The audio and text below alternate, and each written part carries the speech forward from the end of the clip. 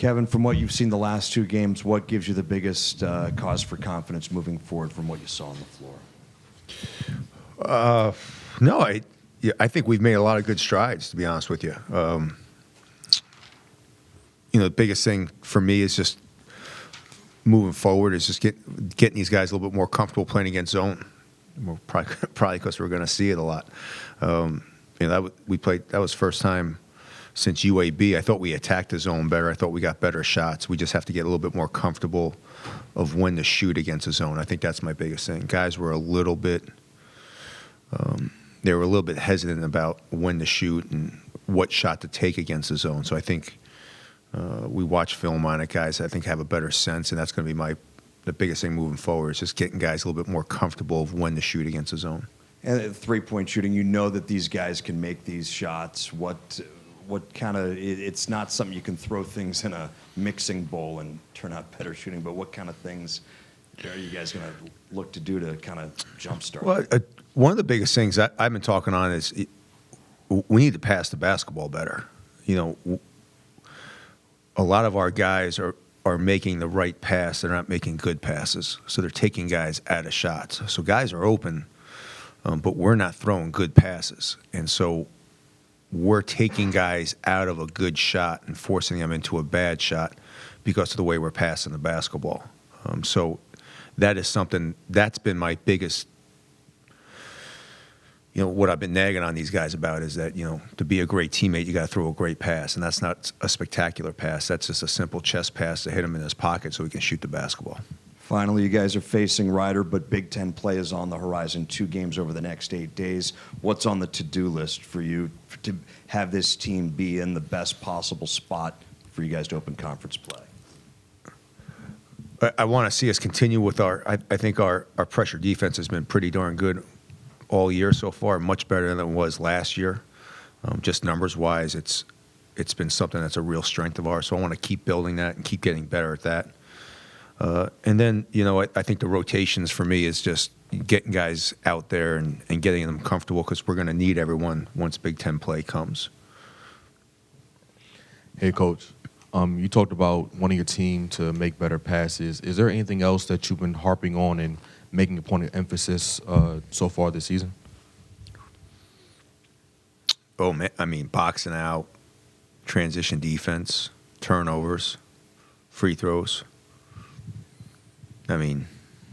It's a big list every day, trying to get better on stuff, to be honest with you. But I think one of the biggest things is our guys can control the passing, and I think that's something that I think will help our three-point shooting numbers dramatically if we can just pass the basketball better. Because right now it might be the worst in the country. Going back to facing a zone defense, what were some of the kind of the major things that you think the guys figured out in the second half on Saturday that allowed them to kind of break into it more?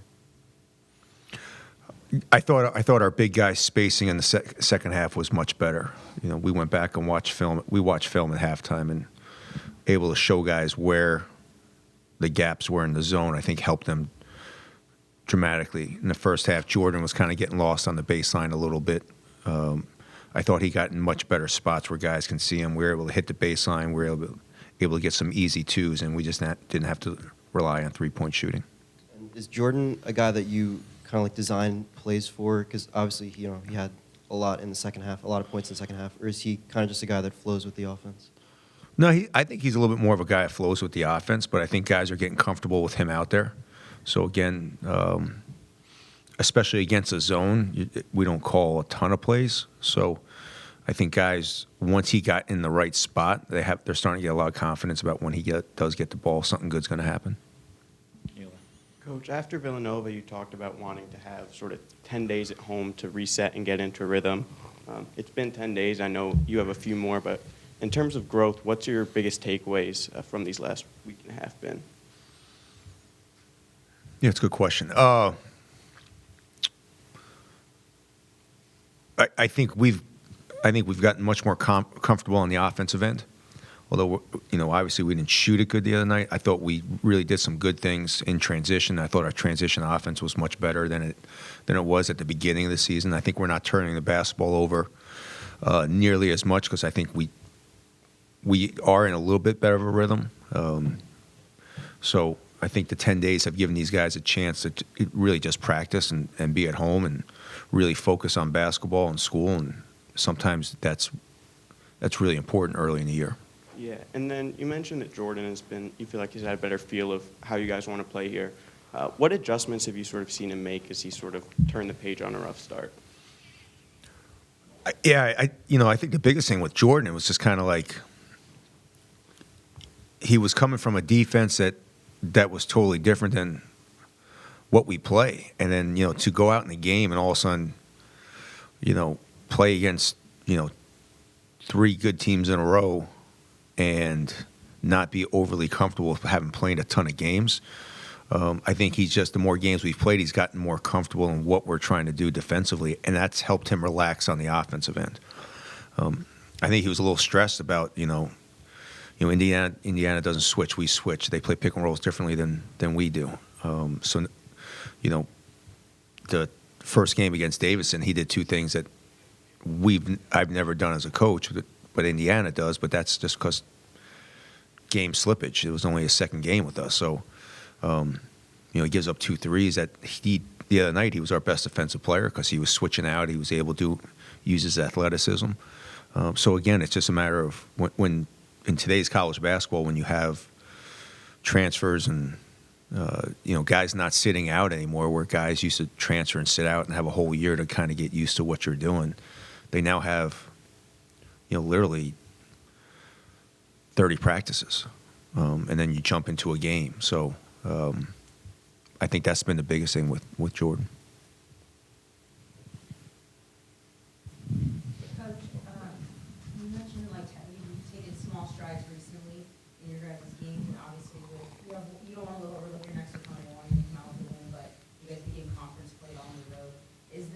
What is your message to the team, knowing that you guys start conference on the road and these are where the games really, really count for you? I don't know. I think all the games count to our fan base. The biggest thing that, again, it's still November, so we have a lot of games left. So the biggest thing we're concentrating on right now is just getting better as a team. And I think Julian's taken some big steps. Dante's starting to play really well at the small forward spot. Jordan's starting to get comfortable. So I've seen some huge steps. As long as we continue that, that's what I'm looking for. So that's been the message. It's just kind of really focusing on continuing to get better, because obviously league play does start really early in the Big Ten, which is December 1st is early. But again, it's a good chance. Going on the road, we didn't play well at Nova. We got to figure a way to play better on the road. Kevin, how have you adapted your coaching style with, as you mentioned, guys don't sit out a year, and also conference play instead of beginning, first weekend of the new year, it begins the first weekend of December. A lot to teach in a short amount of time. How have you kind of altered to? Yeah, I haven't. Let's just say I haven't altered well enough. This is really last year was different. Last year I was implementing a new style to everybody. This year, I will alter the way I go year in, year out now much differently, because I thought we'd have much more continuity. I thought the older guys and the younger guys and the new guys would learn a little bit quicker, and I've learned that having 3 guys from 3 different systems and not sitting out I need to do a much better job at the beginning of the year, to be perfectly honest with you. I'm just used to having seniors and juniors and guys sitting out and guys being able to, it's just passing things down, and now that's gone. So being a little bit more simpler,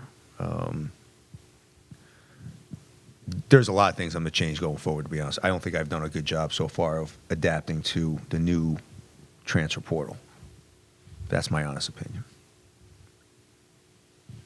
Does that aggravate you as somebody who likes to build and likes to It's stuff like that? It's yeah. I mean, it makes it much more difficult to build. I still think it's possible and you can do it. It's just a matter of really this being the second year for me that the portal is like, is there and you got to go into it. I do think you have to adjust your coaching style a little bit to when you go in there and you get 4 different guys, you're going to have a lot more bumps in the road. And I think I have to do a better job of just kind of making sure the bumps are less. It's a pretty honest answer. You're welcome. It doesn't happen often. It's almost like the Australian sports psychiatrist I had coming last week. I had the Zoom meeting with him last week. Thank you, everybody.